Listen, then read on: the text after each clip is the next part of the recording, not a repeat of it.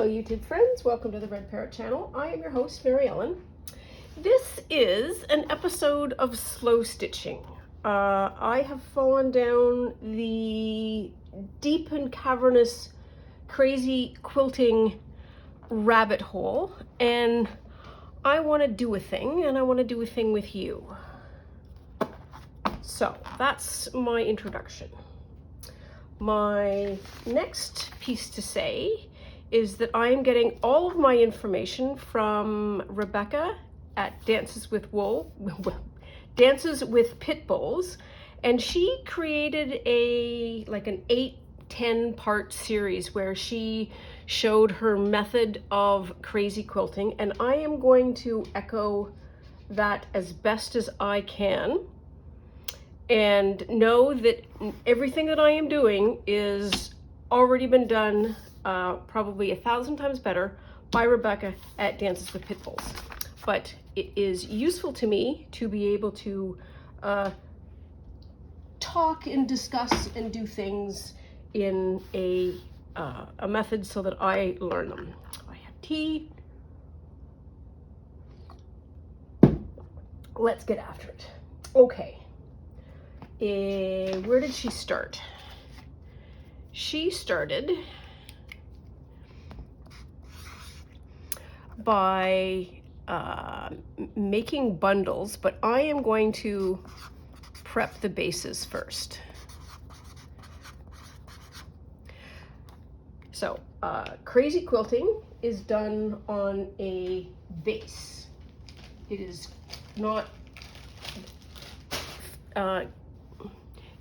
quilted like normal stitch quilting is, where you just do that and you create a top.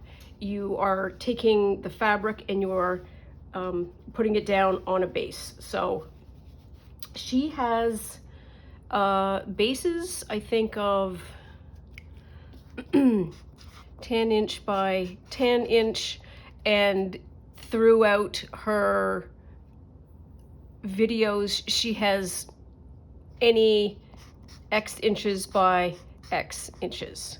So that could be 10 by 10, 4 by 4, though that's kind of small. But you do you is essentially the key here.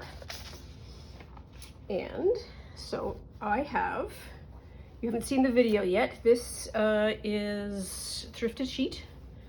And I used to be white. I washed it with a dye that wasn't, with something that had a dye that bled out. And now it's a light green, and I literally don't care. It's in some ways nicer to me because a white sheet is white. So I'm gonna go off camera here. Just know that I am unfolding the queen size sheet. And so we've got an end. So the first thing I'm going to do is I'm just going to take off that bottom end, and I'm going to be ripping some fabric. Hang on.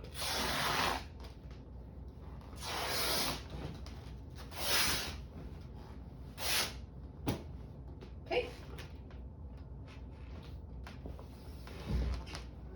Oh, I know, it's very exciting, baby girl. The next thing I want to do is create 10 by 10, 9 by 9. What's a 10 by 10? Let's have a look. What is 10 inches by 10 inches? That's 10 inches. And this doesn't need to be precise at this point, so you can do like 10 and a half, and then you give yourself a little bit of trim area if you want.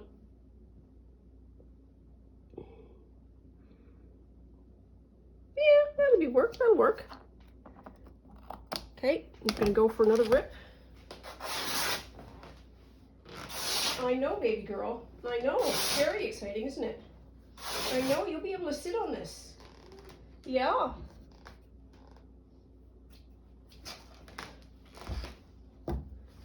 Okay, and then we've got some manageable material. Yeah, I know. And let's do a little bit more. So there's the side bit that I don't really want. One of the things that I find really wonderful about this crazy quilting is the lack of precision cutting and sewing required. And then the opportunity for embellishment at the end, which is always a big hit with me. So there we are. So we've got some 10 by 10s. Let's do this then. So I need some squares. That's essentially what I'm doing at the moment. I am getting us some squares. And that's going to be like 10.5. Again, they don't need to be super precise because we are going to be trimming them. But you don't want them too much over big. Over big? Is over big a thing?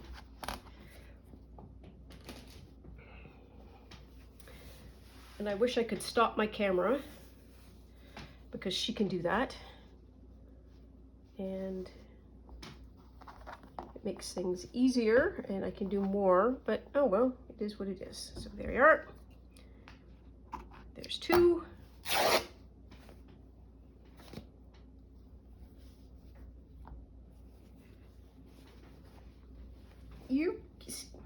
You're not helping there, dude. She's at my feet, and because I'm playing around with fabric and there's things happening and there's noise, all very exciting, she's grabbing at the things as they float by her face.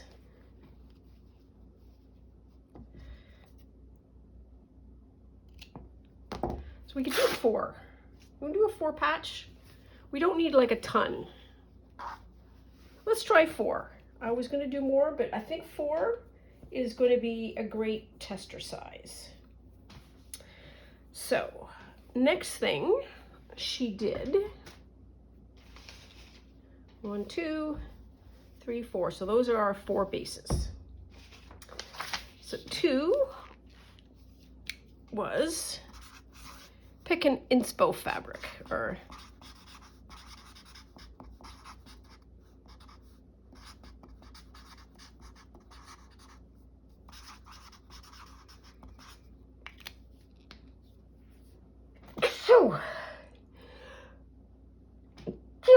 that's the xylene knot.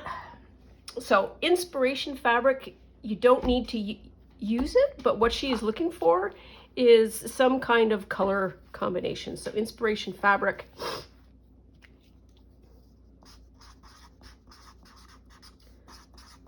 color combo. It occurs to me that this would be amazing to do with the color cube. Just saying. So my inspiration fabric is here somewhere, I think. Should be. Yep, here it is. Is this. I need to go blow my nose. You enjoy that view for a moment. Hi, Lou. What are you doing?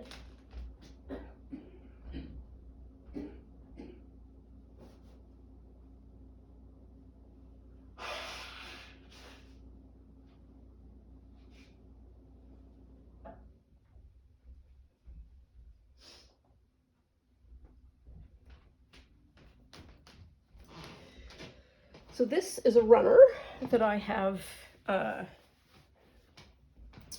thrifted. It's very Christmassy in its sort of style and whatnot. And I would like to use these pieces as the centers. So you need to pick centers. Centers is where you start. And what are some of the other rules? So we've got our inspiration. Okay, so we got to do it in the order in which she showed. So that's my inspiration fabric. I'm not going to use that pen because it's going to make me sneeze again, but I should. Okay, let's try not to breathe. So 2, 3.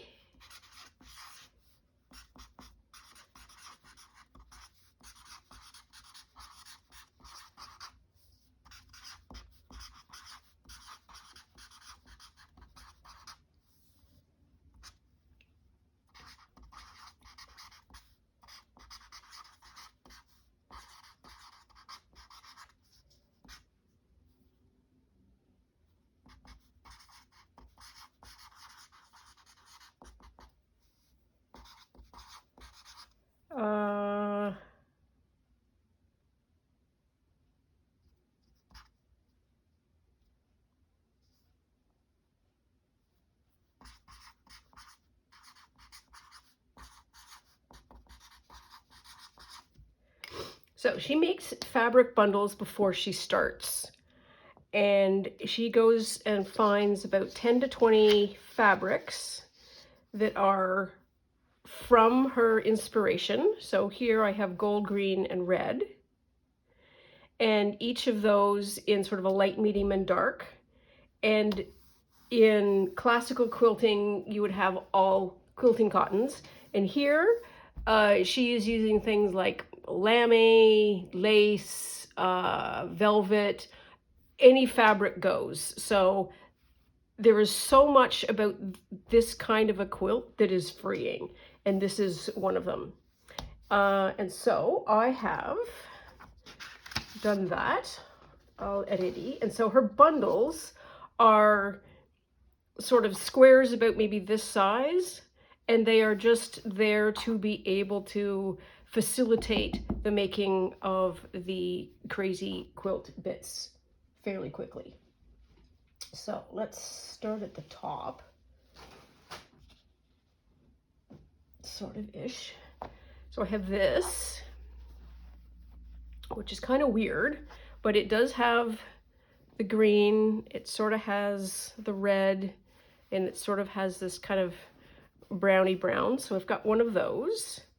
And so let's do exactly what she does. And I'm going to create one or two. Let's do one. And then if I need more, I know where it is.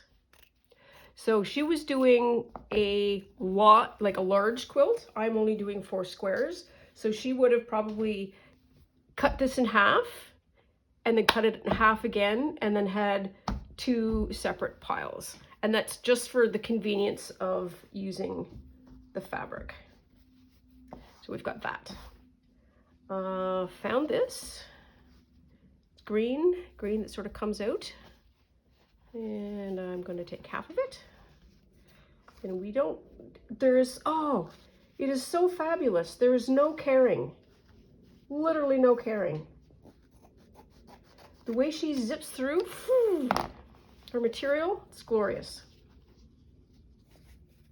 So we have that. We've got, this is a red. Ooh, this came from something. I don't know what, but that's got a schmutz on it. How do I want to deal with that? Oh, let's take a panel. Let us take a panel.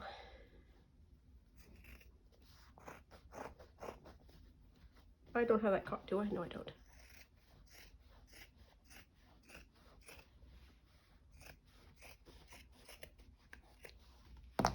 There. So far we've got a green, and this red is sort of in that way, and sort of it's a first cousin of that red. So we've got that. I have this, which is another in the reds. And I might need to just cut off a piece in the end. I think that's all I need to do here. And I'll probably do another rip.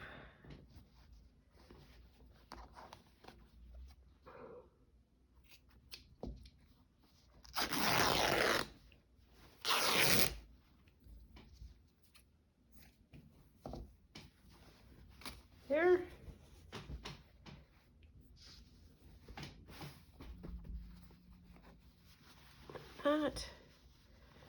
That.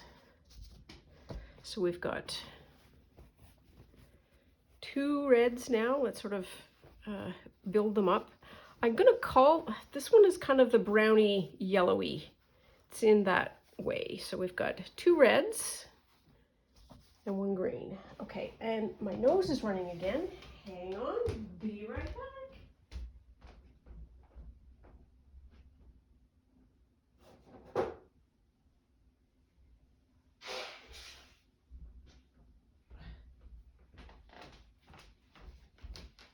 You'd think with the regularity of me having to blow my nose that I would put the Kleenex box slightly closer than it actually is. It's pitiable. So here is another fabric that is sort of, it's not quite, but it's kind of. And I'm going to use this. This is the lining from a pair of very posh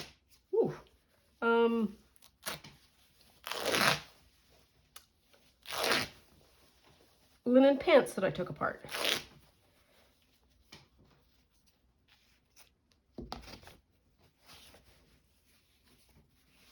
And while this doesn't sort of match perfectly as the gold, it will match as the, oh, all right. That's weird.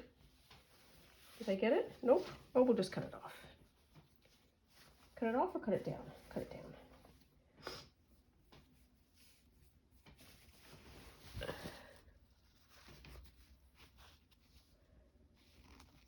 It will match, and this is exciting to me because I thought that I would never use this piece of fabric because it isn't basically a classic cotton. It's not something I'm going to be able to dye particularly because it's a non-natural fiber, but it follows one of the lovely criteria for a crazy quilt, and that is it's shiny. And so the shine in it provides some more contrast. So we have that. Okay. Next one up, there. Now this one really does, I think, fit that bill. Or better than the other two. I need to find an end. And we're going to use this. There's some scissors. It's right about there.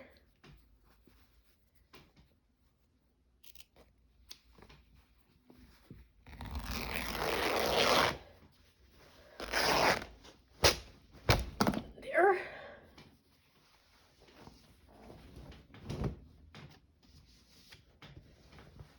Okay. So we've got 3 sort of yellowies that kind of go. We have 2 reds, so that's 1, 2, 3, 4, 5, 6. I need 4 more. So another thing I have is this pink shirt, which will go as a light. And it is a shirt. It's a thrifted shirt. And I am just going to take off the sleeve. Just like that.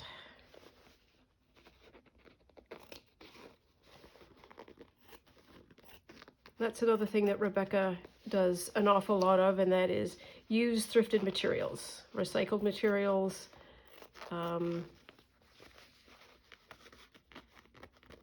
non-retail sources.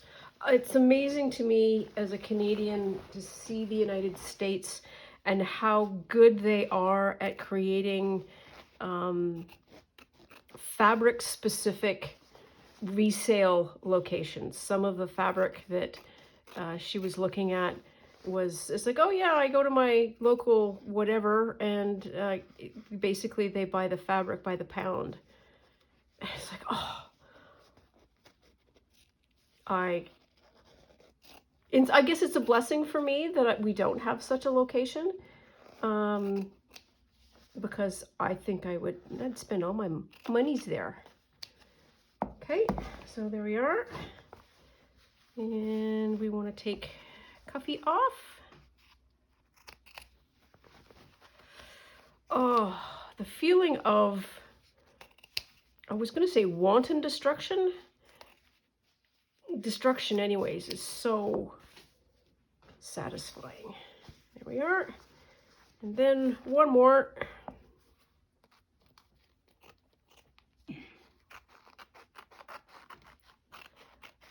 Oops.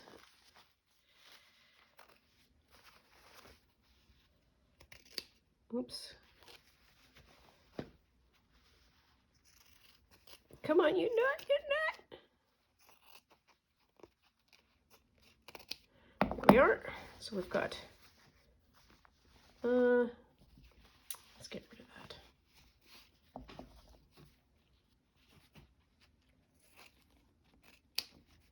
just so we don't have to worry about it. There, okay. So we have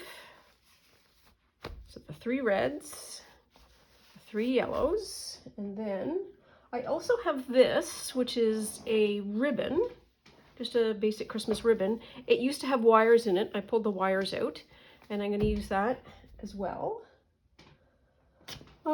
What else do I have? So I have this, which is a remnant fabric that's super inexpensive, and it's inexpensive because it's a remnant. So we've got that as a green, and that is 100% there. We have this, which has got a couple of things in it. So this is a just a scarf. It's 100% wool, I think. Is this one wool? No, this one isn't wool. Viscose. So this has got a couple of things in it. It's got this velvety stuff. It's got this pink, which is super fun. And it's got this, and it's 2-ply. So there's a lot of stuff to, unpack. But I think this goes really nicely with the tree as a match. And this should be fairly easy to, well, I say that, oh, it'll be easy. And so it is. And I don't need it neat, because the next part of the process is also, it remains an unneat process until you start doing the actual sewing.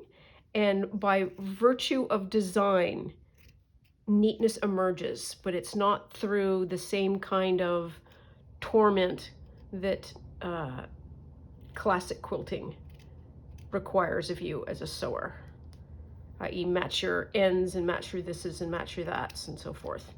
I wonder if this tears. Oh, okay. I crashed immediately into the label. And this is where they turned it inside out.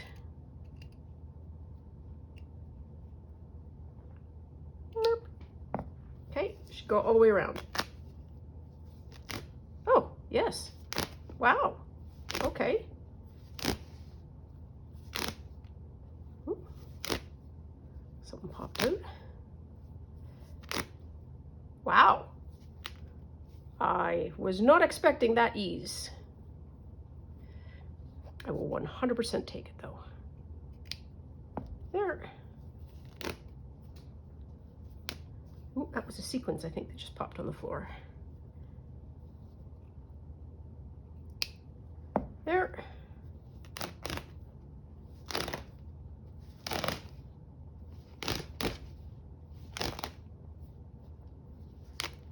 Okay.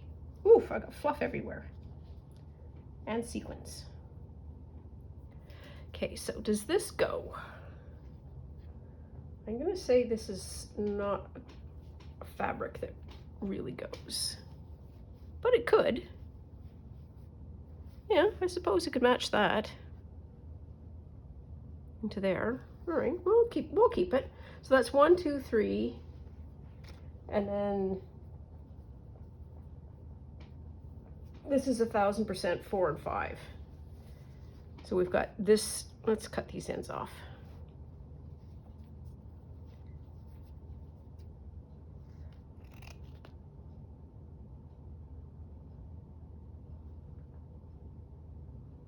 That was a break. I want to give myself a seam allowance. So that I might be able to use the whole thing and not cut it out into all of its component parts. So if I'm doing this, I could probably just sew along here and then fold it over and get the whole thing, as opposed to going straight to the edge. So that's learning for me. That's okay. That's okay, okay.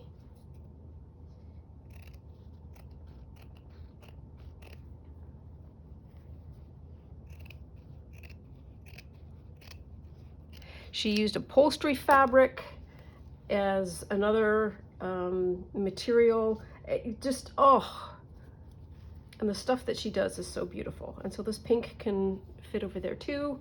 and then there. So let's get these fabrics off to the side. There we are. Oh, I've got another sequence.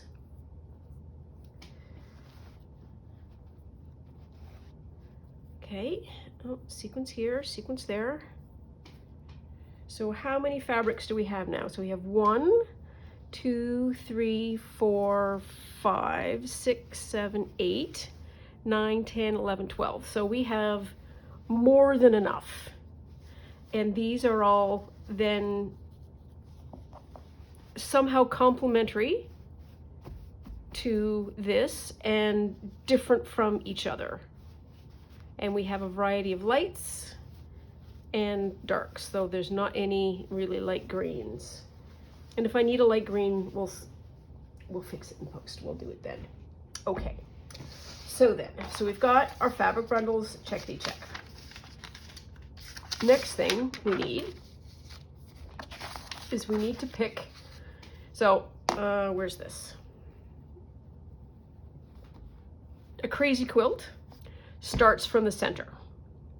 And it can be like a focal image. Let's say what I'm going to do is I'm going to create a focal image. Let's say I'll cut out this bauble and put it in the center, and then we'll create from there. Or it can be a feature fabric, or it can not be any different than the rest of the items around. You do you, depending on what you're designing. The only requirement is that you start in the center, because the way you put it together, you need to be folding, basically building around that until you hit the edges. So, oh, I've lost my strength. There we are. So what number are we on? 3, so 4. Pick centers. And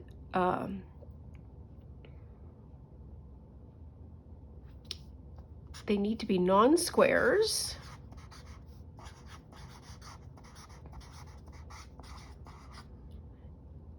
And asymmetric. And I think they can be as, so you can do triangle, a rectangle, 5. You could probably do a hexy. So that's 3, 4, 5, 6 sides. So we are going to pick, and we are going to cut out 4 centers. Oh, this is so exciting. I've been wanting to do this. So where's the center? Okay, so we do have 2 birds. All right. So I would like a cardinal as one of them. And I need to think about where the seam might go and how I get the whole bird.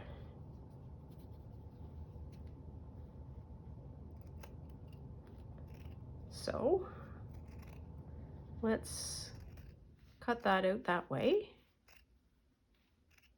Okay, cut that out that way. That's 1, 2, 3,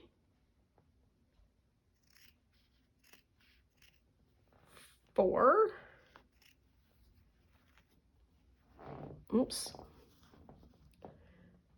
A little bit more. A little bit more. I just don't want to get his beak. 5.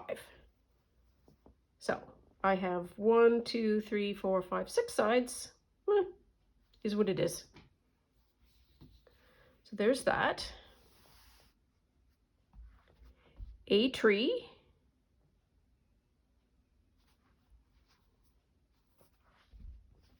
Like the middle one.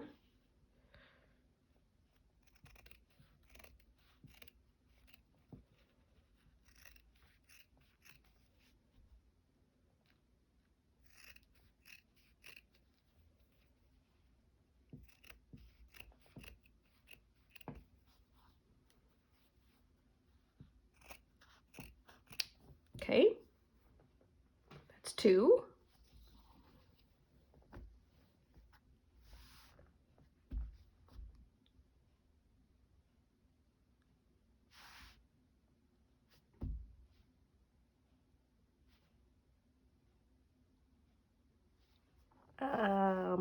So these 2, do I think I can do it? Well, we'll see. Cut this here. And technically speaking, we have this fabric that if we wanted to, we could use this also in the making of the squares. But I don't think I'm going to, because if the 4 squares turn out, I'll do another 4. What do I want to do here?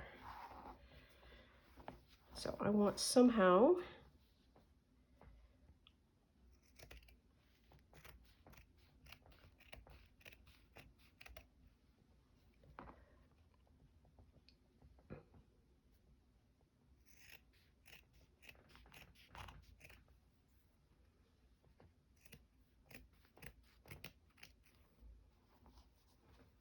and I am deliberately doing off angles so it isn't square-like. There. And then this bell,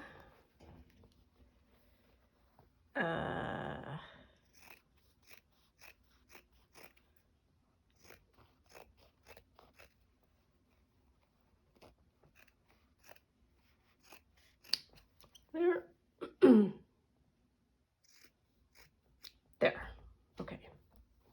She also has a rule, or at least a general philosophy about scraps, whereas this would be a scrap not big enough. There is a scrap that is big enough that she will do like much smaller scraps, or a much smaller squares. So not a 10 by 10, but maybe a 4 by 4. So technically speaking, I would have 1,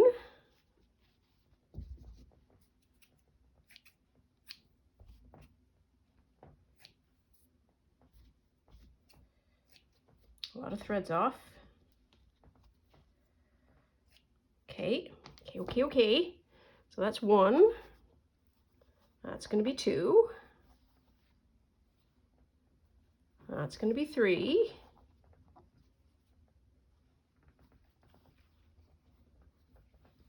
And that's going to be 4. So the next stage of this is to stitch and iron and stitch and iron and stitch and iron. So let's write that down.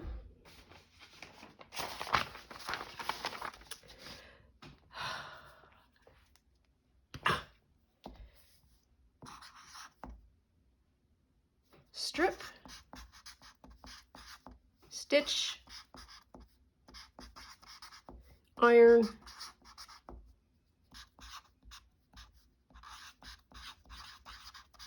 repeat.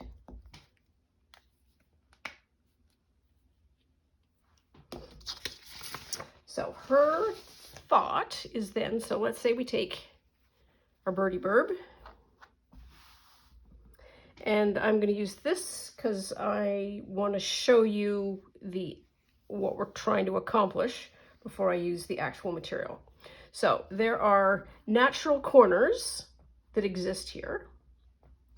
And essentially what you want to do is right sides together, line it up like that, and you're essentially going to sew like no more than a ½ inch, but maybe a ¼ inch. And you're going to sew it across, and then you're going to press that over. And then what you're going to do is you're going to trim this side, and you're going to trim it in the alignment of the side line, so that this then becomes the new edge. And then you take another piece, and with that new edge, you would make sure all of the fabric goes across. You're going to sew. You're going to come across like that, and then you are going to trim this tiny little edge here, and this edge here. And these then are what is creating the some more scraps for you, which is totally okay. And so you're going to keep going around and around until you get, basically you're stuck with having 4 corners, and then you do the 4 corners and then you're done. So I am not going to do this in front of you because that starts to be super painful for both of us, and I don't have an iron here. But that is what my next step is. And I'm going to do all 4 of these, and when I come back, we should have these sewn and pressed and ready for step 6. Important that after every seam and when you flip over, you need to press. If you're using polyesters, acetates, anything that is very sensitive to heat, make sure that you are using a low heat iron, because low heat iron will make that fabric melt, and tears will follow. So that is all for now. I think we're done with this video. We've got these 5 steps done for the Crazy Quilt, and this is 100% from Crazy Quilt at Dances with Pitbulls, and I'm gonna tag her on this so that she can